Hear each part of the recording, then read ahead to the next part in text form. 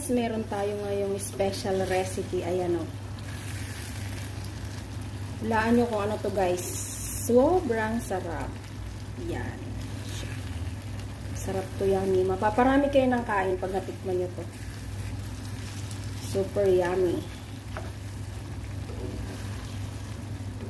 Kahit isang buwan nyo tong ulam, hindi siya masisira guys. Kahit 2 buwan yan, basta nakalagay sa malinis na lagyanan.